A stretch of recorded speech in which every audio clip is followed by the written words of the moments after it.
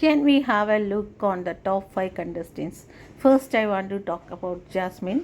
So, he is an entertainer, a brilliant survivor. More than that, perseverance is there. അല്ലേ, ഒരു പോരാളിയാണ്, നല്ല entertainer ആയിരുന്നു, പിന്നെ നല്ല ബ്രില്യൻ്റ് ആയിട്ടുള്ളൊരു ഗേളാണ്.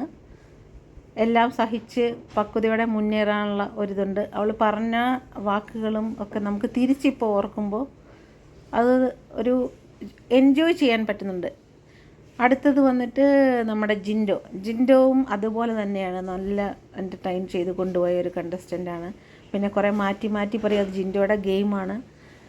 ഇപ്പോൾ ബ്രില്യൻസിയുടെ കാര്യത്തിൽ ജിൻഡോയെക്കുറിച്ച് നമുക്കറിയാം, ജിൻഡോ ഈസ് ബ്രില്യൻ്റ്, അത് നമുക്കറിയാം. ജിൻഡോ സെറ്റിൽഡ് ആയിട്ടുള്ള ഒരു വ്യക്തിയാണ് ലൈഫിൽ. നമുക്ക് നോക്കാം ആരാണ് ജിൻഡോ. നമ്മൾ കണ്ടിട്ടുണ്ട് ജിൻഡോയുടെ ഗെയിം, ജിൻഡോ എങ്ങനെയാണ്, ജിൻഡോ എന്താണെന്നുള്ളത് നമ്മൾ കണ്ടിട്ടുണ്ട്. ജിൻഡോ നല്ലതായിട്ട് എൻ്റർടൈൻ ചെയ്തിട്ടുണ്ട്. ജിൻഡോയുടെ ഓരോ സംസാരങ്ങളും ജിൻഡോയ്ക്ക് അറിയില്ല ജോക്കാണെങ്കിലും നമ്മൾ എൻജോയ് ചെയ്തിട്ടുണ്ട്.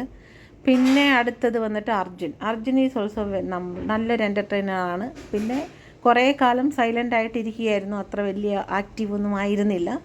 ഇടയ്ക്ക് ഈ അർജുന ടാസ്ക് കിട്ടുമ്പോൾ മാത്രം ആക്റ്റീവായി, അതായത് ആരെങ്കിലും ഇമിറ്റേറ്റ് ചെയ്യാനോ എൻ്റർടൈൻ ചെയ്യാനോ വരുമ്പോൾ മാത്രം ആക്റ്റീവായിട്ട്, ബാക്കിയുള്ള സമയത്ത് സൈലൻ്റ് ആയിട്ടിരുന്ന ഒരു കണ്ടസ്റ്റൻ്റാണ് അർജുൻ.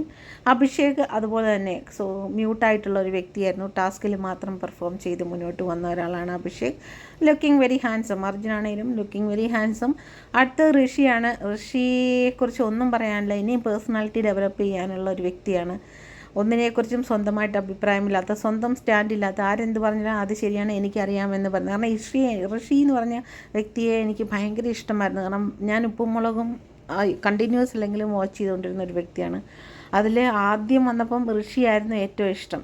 അങ്ങനെ കണ്ടിട്ട് പിന്നെ ഋഷിയുടെ ഒരു പേഴ്സണാലിറ്റി കണ്ടപ്പോൾ, ഒരു ക്യാരക്ടർ കണ്ടപ്പോൾ നമുക്ക് ഋഷിയോട് അയ്യോ ഇയാളെന്താ ഇങ്ങനെ 29 വയസ്സ് 30 വയസ്സുള്ള ഒരാൾക്ക് സ്വന്തം ഡിസിഷൻ എടുക്കാൻ പറ്റത്തില്ലാത്ത ഒരു വ്യക്തിയാണ് ഋഷി എന്ന് എനിക്ക് തോന്നിയിട്ടുണ്ട്.